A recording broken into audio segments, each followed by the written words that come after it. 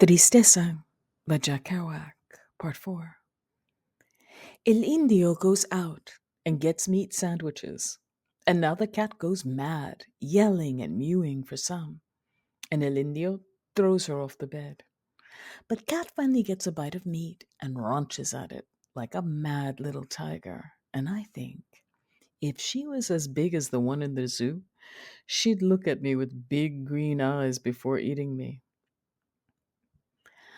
I'm having the fairy tale of Saturday night. Having a good time, actually, because of the booze and the good cheer and the careless people.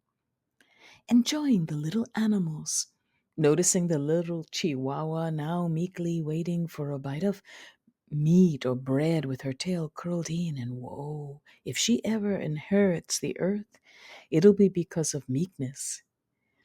Ears curled back and even whimpering the little chihuahua small dog fear cry. Nevertheless, she's been alternately watching us and sleeping all night, and her own reflections on the subject of nirvana and death and mortals biding time till death are of a whimpering, high frequency, terrified, tender variety. The kind that says, "Leave me alone, I'm so delicate." And you leave her alone in her little fragile shell, like the shell of canoes over the ocean deeps. I wish I could communicate to all these creatures and people, in the flush of my moonshine good times, the cloudy mystery of the magic milk to be seen in mind's deep imagery, where we learn that everything is nothing, in which case they wouldn't worry anymore, except after the instant they think to worry again. All of us, trembling in our mortality boots, born to die, born to die. I could write it on the wall and on the walls all over America. Dove and wings of peace with her Noah menagerie moonshine eyes. Dog with clitty claws, black and shiny. To die is born, trembles in her purple eyes. Her little weak blood vessels down the ribs, yea, the ribs of Chihuahua, and Tristeza's ribs too, beautiful ribs. Her with her aunts in Chihuahua also born to die, beautiful to be ugly, quick to be dead, glad to be sad, mad to be had, and the El Indio death, born to die, the man. So he plies the needle of Saturday night. Every night is Saturday night, and goes wild to wait. What else can he do? The death of Cruz, the drizzles of religion falling on her burial fields, the grim mouth planted in the satin of the coffin earth. I moan to recover all that magic, remembering my own impending death. If only I had the magic self of babyhood, when I remembered what it was like before I was born. I wouldn't worry about death now, knowing both to be the same empty dream. But what will the rooster say when it dies and someone hacks a knife at its fragile chin? And sweet hen, she who eats out of Tristeza's paw a globule of beer, her beak miffling like human lips to churn up the milk of the beer. When she dies, sweet hen, Tristeza, who loves her, will save her lucky bone and wrap it in red thread and keep it in her belongings.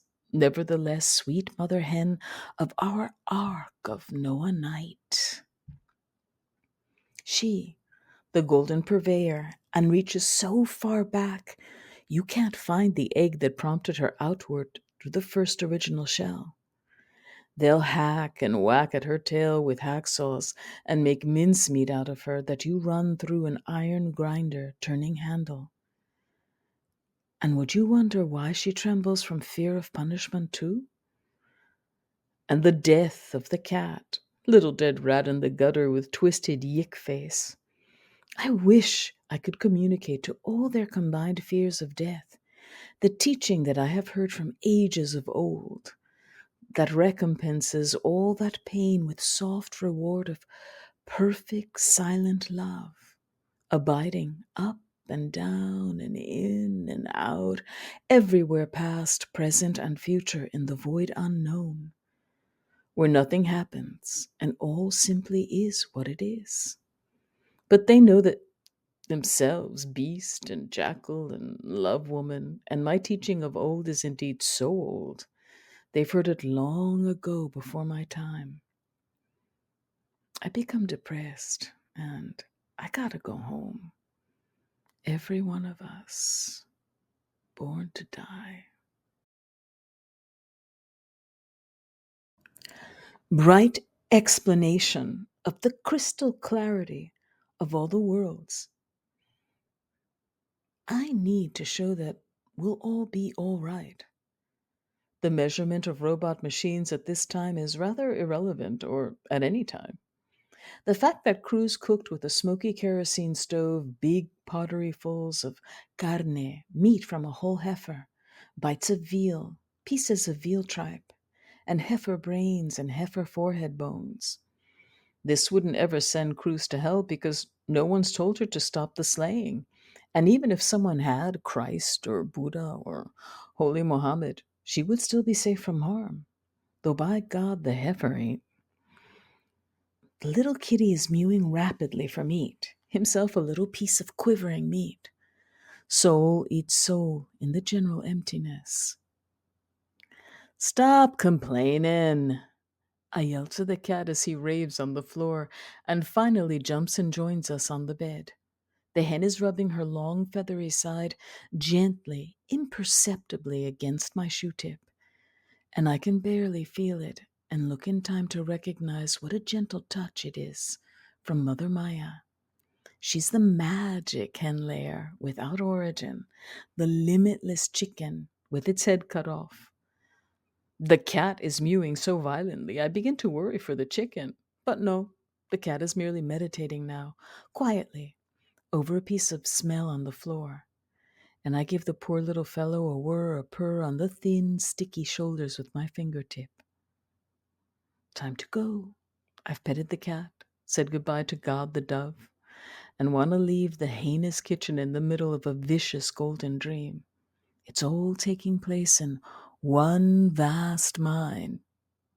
Us in the kitchen.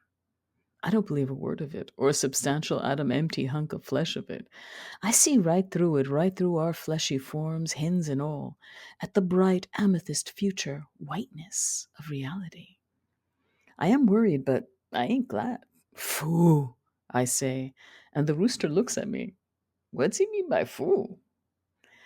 And Rooster goes, cock-a-loodle-doo, a real Sunday morning, which it is now, 2 a.m. Squawk and I see the brown corners of the dream house and remember my mother's dark kitchen long ago on cold streets. In the other part of the same dream is this cold present kitchen with its drip pots and horrors of Indian Mexico City. Cruz is feebly trying to say goodbye to me as I prepare to go. I've petted her several times, a pat on the shoulder, thinking that's what she wanted at the right moments, and reassured her I loved her and was on her side. But I had no side of my own. I lie to myself. I've wondered what Tristessa thought of my patting her. For a while, I almost thought that she was her mother. One wild moment, I divined this. Tristeza and El Indio are brother and sister, and this is their mother. And they're driving her crazy, yakking in the night about poison and morphine. Then I realize Cruz is a junkie too. Uses 3 gramos a month. She'll be on the same time and antenna of their dream trouble, moaning and groaning. They'll all three go through the rest of their lives sick, addiction and affliction, like diseases of the mad, insane inside, encephalitis of the brain, where you knock out your health purposely to hold a feeling of feeble chemical gladness that has no basis in anything but the thinking mind. Gnosis. They will certainly change me the day they try to lay morphine on me. And on ye. Though the shot has done me some good, and I haven't touched the bottle since, a kind of weary gladness has come over me, tinged with wild strength. The morphine has gentled my concern, but I'd rather not have it for the weakness it brings to my ribs. I shall have them bashed in. I don't want no more morphine after this, I vow. And I yearn to get away from all the morphine talk, which, after sporadic listens, has finally wearied me. I get up to go. El Indio will go with me, walk me to the corner, though at first he argues with them as though he wanted to stay or wanted something further. We go out quickly. Tristessa closes the door in back of us. I don't even give her a close look, just a glance as she closes, indicating I'll see her later. El Indio and I walk vigorously down the slimy, rainy aisles, turn right, and cut out to the market street. I've already commented on his black hat, and now here I am on the street with the famous black bastard. I've already laughed and said, "You're just like Dave, Tristesa's ex-husband. You even wear that black hat," as I'd seen Dave one time on Redondas, in the moil and wild of a warm Friday night with buses parading slowly by and mobs on the sidewalk. Dave hands the package to his boy. The seller calls the cop. The cop comes running. Boy hands it back to Dave. Dave says, "Okay, take it and run," and tosses it back, and boy hits ledge of a flying bus and hangs into the crowd with his loins, his body hanging over the street, and his arms rigidly holding the bus door pull. The cops can't catch. Dave, meanwhile, has vamoosed into a saloon, removed his legendary black hat, and sat at the counter with other men looking straight ahead. Cops no find. I had admired Dave for his guts. Now, admire El Indio for his. As we come out of the Tristeza tenement, he lets loose a whistle and a shout at a bunch of men on the corner. We walk right along and they spread, and we come up to the corner and walk right on. Talking. I've not paid attention to what he's done. All I want to do is go straight home. It started to drizzle. Ya me voy durmiendo. I go sleep now, says El Indio, putting his palms together at sight of his mouth. I say, okay. Then he makes a further elaborate statement, I think repeating in words what he did before by sign. I fail to acknowledge complete understanding of his new statement. He disappointedly says, Yo un entiende. You don't understand, but I do understand that he wants to go home and go to bed. Okay, I say. We shake. Then we go through an elaborate smiling routine on the streets of man. In fact, on broken cobbles of Redondas. To reassure him, I give him a parting smile and start off, but he keeps alertly watching every flicker of my smiler and eyelash. And I can't turn away with an arbitrary leer. I want to smile him on his way. He replies by smiles of his own, equally elaborate and psychologically corroborative. We swing information back and forth with crazy smiles of farewell. So much so, El Indio stumbles in the extreme strain of this over a rock and throws still a further parting smile of reassurance, capping my own, till no end in sight, but we stumble in our opposite directions, as though reluctant, which reluctance lasts a brief second. The fresh air of the night hits your newborn solitude, and both you and your Indio go off in a new man, and the smile, part of the old, is removed, no longer necessary. He to his home, I to mine. Why smile about it all night, except in company? The dreariness of the world, politely. I go down the wild street of Redondas in the rain. It hasn't started increasing yet. I push through and dodge through moils of activity with whores by the hundreds lined up along the wall of Panama Street, in front of their crib cells where big mamacita sits near the cocina pig pottery. As you leave, they ask a little for the pig, who also represents the kitchen, the chow, cocina. Taxis are slanting by. Plotters are aiming for their dark. The whores are nooking the night with their crooking fingers of come on. Young men pass and give 'em the once-over, arm in arm in crowds. The young Mexicans are Casbah buddying down their main girl street, hair hanging over their eyes, drunk, borracho. Long-legged brunettes in tight yellow dresses grab them and suck their pelvics in and pull their lapels and plead. The boys wobble. The cops down the street pass idly like figures on little wheel thucks rolling by invisibly under the sidewalk. One looked through the bar where the children gape, and one through the whore boy bar of queers, where spidery heroes perform whore dances in turtleneck sweaters for assembled critical elders of 22. Look through both holes and see the eye of the criminal, criminal in heaven. I plow through digging the scene, swinging my bag with the bottle in it. I twist and give the whores a few twisting looks as I walk. They send me stereotyped sound waves of scorn from cussin' doorways. I am starving. I start eating El Indio's sandwich he gave me, which at first I'd sought to refuse so as to leave it for the cat, but El Indio insisted it was a present for me, so I nakedly, breast high in one delicate hold, as I walk along the street, seeing the sandwich, I begin to eat it, finishing it.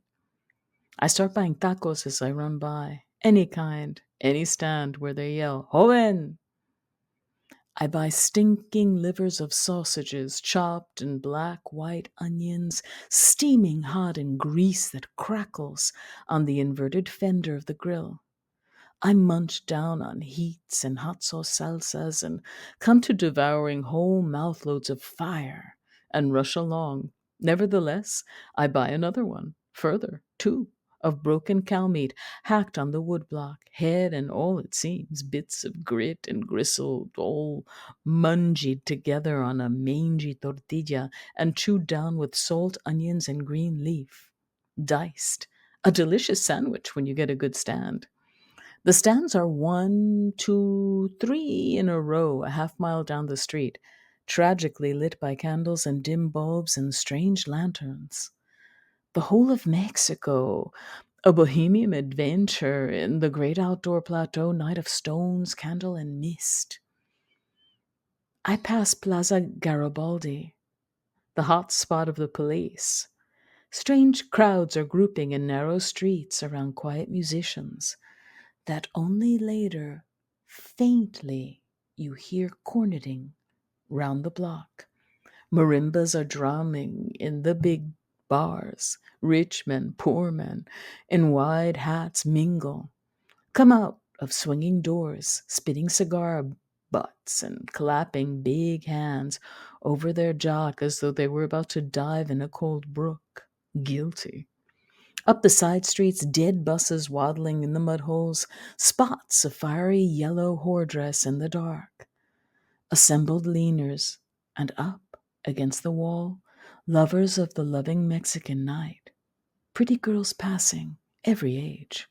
All the comic gordos and me turn big heads to watch them. They're too beautiful to bear.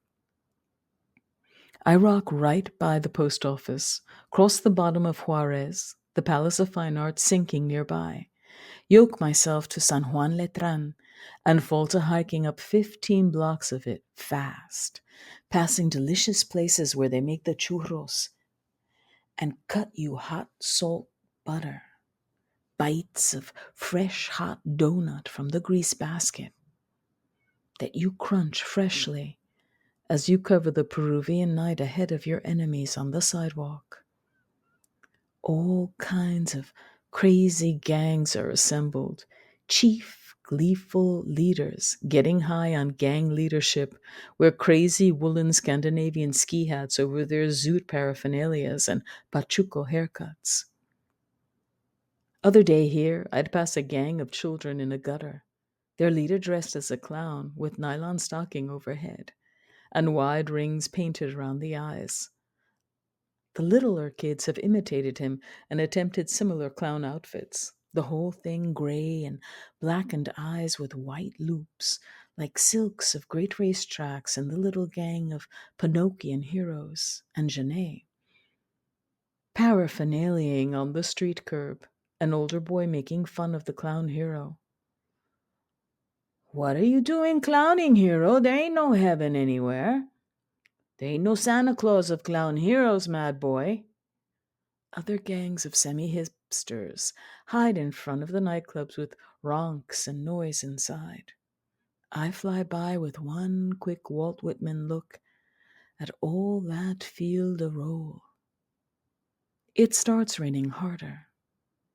I've got a long way to go walking and pushing that sore leg right along in the gathering rain.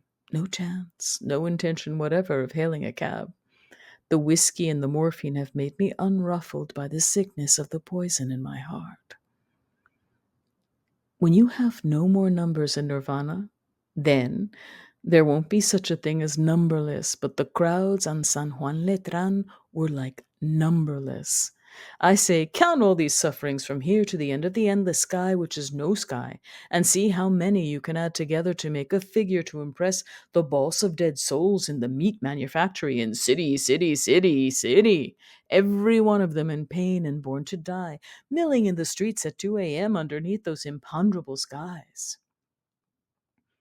Their enormous endlessness, the sweep of the Mexican plateau away from the moon. Living but to die.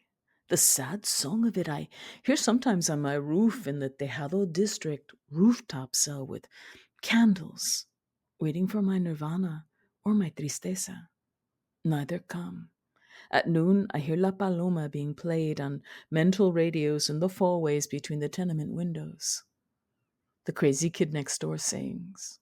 The dream is taking place right now. The music is so sad. The French horns ache. The high, whiny violins and the debatarara rabatarara of the Indian Spanish announcer. Living but to die. Here we wait on this shelf, and up in heaven is all that gold open caramel. Open my door. Diamond Sutra is the sky. I crash along drunkenly and bleakly and hard with kicking feet over the precarious sidewalk slick of vegetable oil, Tehuantepec. Green sidewalks, swarmed with scumworm, invisible but in deep.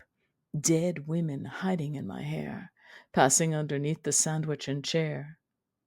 You're nuts, I yell to the crowds in English. You don't know what in the hell you're doing in this eternity bell rope tower. Swing to the puppeteer of Magada, Mara the tempter, insane. And you all eagle, and you beagle, and you buy, all you bungle, you baffle, and you lie, you poor mother and blokes pouring through the juice parade of your Main Street night. You don't know what the Lord has arranged in sight, including your death. And nothing's happened. I am not me, you are not ye. They, unnumbered, are not they. And one, unnumbered self. There is no such thing. I pray at the feet of man, waiting as they. As they?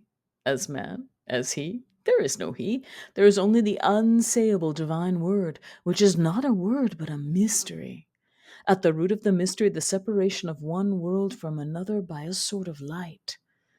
The winners of tonight's ball game in the open mist outside Takabatavak are romping by in the street, swinging their baseball bats at the crowd, showing how great they can hit. And the crowd walks unconcernedly around because they are children, not juvenile delinquents. They pull their beak baseball hats tight-hawked down their faces in the drizzle. Tapping their glove, they wonder, did I make a bad play in the 5th inning? Didn't I make it up with that heat in the 7th inning? At the end of San Juan Letran is the last series of bars that end in a ruined mist, fields of broken adobe, No bums hidden, all wood. Gorky, dank with sewers and puddles, ditches in the street 5 feet deep with water in the bottom, powdery tenements against the light of the nearby city. I watch the final sad bar doors, where flashes of women, golden shining lace behinds I can see, and feel like flying in, yet, like a bird in flight, twist on. Kids are in the doorways in goof suits. The band is wailing a cha-cha-cha inside. Everybody's knee is knocking to bend as they pop and wail with the mad music. The whole club is rocking down. An American Negro walking with me would have said, "These cats are stoning themselves on some real hip kicks." They are goofing all the time. They wail. They spend all their time knocking and knocking for that bread, for that girl. They're up in against the doorways, man. Wailing all. They don't know when to stop. It's like Omar Khayyam. I wonder what the vintners buy. One half so precious is what they sell. My boy, Al Damlet. I turn off at these last bars, and it really starts raining hard, and I walk fast as I can and come to a big puddle and jump out of it all wet and jump right in again and cross it. The morphine prevents me from feeling the wet. My skin and limbs are numb. Like a kid when he goes skating in winter, falls through ice, runs home and skates under his arms so he won't catch cold. I kept plowing through the Pan American rain, and above is the gigantic roar of a Pan American airplane coming into land at Mexico City Airport with passengers from New York looking for to find the other end of dreams. I look up into the drizzle and watch their tail fire spark. You won't find me landing over great cities, and all I do is clutch the side of the seat and wobble as the air pilot expertly leads us into a tremendous flaming crash against the side of warehouses in the slum district of Old Indian Town. What? With all them rat-tat-tans with revolvers in their pockets pushing through my foggy bones looking for something made of gold, and then rats annoy ya. I'd rather walk than ride the airplane. I can fall on the ground flat on my face and die that way, with a watermelon under my arm. Mira! I come up gorgeous Orizaba Street, after crossing wide, muddy parks near Cine Mexico, and the dismal trolley street called after dismal General Obregon, in the rainy night, with roses in his mother's hair. Orizaba Street has a magnificent fountain and pool in a green park, at a round O-turn in residential splendid shape of stone and glass and old grills and scrolly, whirly, lovely majesties that, when looked at by the moon, blend with magic inner Spanish gardens of an architecture, if architecture you will, designed for lovely nights at home and illusion in intention. The fountain is not spraying water at 2 a.m., and as though it would have to, in the driving rain, and me rolling by there, sitting on my railroad switch block, passing over pinking, sparking switches on tracks of underneath the earth, like the cops on the little horse street 35 blocks back and way downtown. It's the dismal rainy night caught up with me. My hair is dripping water. My shoes are slopping. But I have my jacket on, and it is soaking on the outside, but it is rain repellent. Why, I bought it back in the Richmond Bank. I'm telling heroes about it later, in a little kid dream. I run on home, walking past the bakery where they don't at 2 a.m. anymore make late night donuts, twisters taken out of ovens and soaked in syrup and sold to you through the bakery window for 2 cents apiece, and I'd buy baskets of them in my younger days. Closed now. Rainy night Mexico City of the present contains no roses and no fresh hot donuts, and it's bleak. I cross the last street, slow down and relax, letting out breath and stumbling on my muscles. Now I go in, death or no death, and sleep the sweet sleep of white angels. But my door is locked, my street door. I have no key for it. All lights are out. I stand there dripping in the rain with no place to dry up and sleep. I see there's a light in old Bull Gaines's window, and I go over and amazedly look in. Just see his golden curtain, I realize. If I can't get in my own place, then I'll just knock on Bull's window and sleep in his easy chair. Which I do, knocking, and he comes out of the dark establishment of about 20 people in his bathrobe, walks through the little bit of rain between building and the door, comes and snaps open the iron door. I go in after him. Can't go in my own place, I say. And he wants to know what Tristessa said about tomorrow, when they get more stuff from the black market, the red market, and the Indian market. So it's all right with old Bull. I sleep and stay in his room till the street doors opened at 8 a.m., I add, and suddenly decide to curl up on the floor with a flimsy coverlet, which instantly, as done, is like a bed of soft fleece. And I lie there divine, legs all tired and clothes partly wet, and wrapped in old Bull's big towel robe like a ghost in a Turkish bath. And the whole journey in the rain done. All I have to do is lie, dreaming on the floor. I curl up and start sleeping.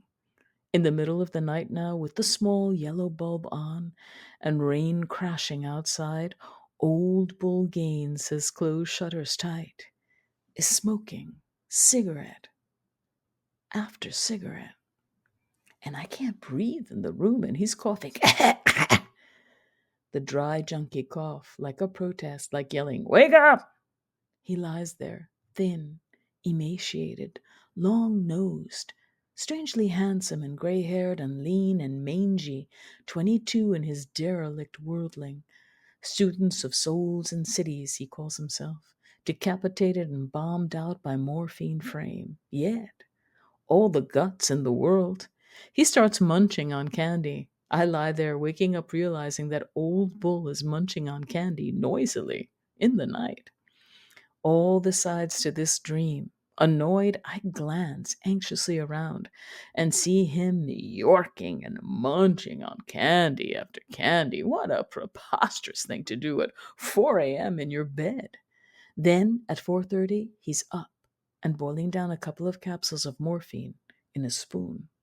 You see him, after the shot has been sucked in and siphoned out, with big, glad tongue licking so he can spit on the blackened bottom of the spoon and rub it clean and silver with a piece of paper, using, to really polish the spoon, a pinch of ashes.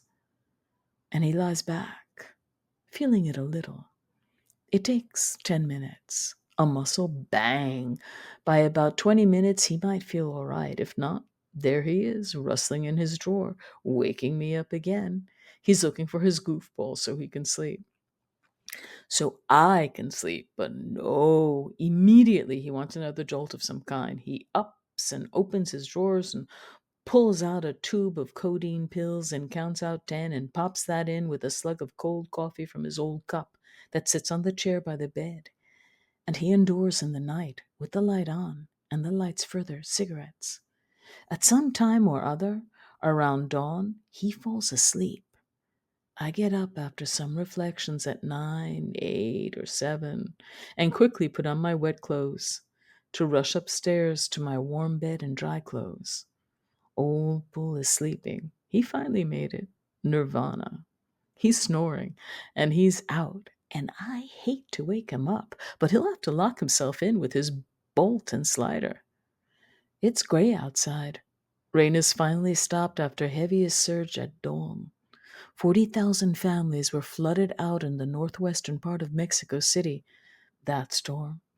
Old Bull, far from floods and storms, with his needles and his powders beside the bed and cottons and eyedroppers and paraphernalias.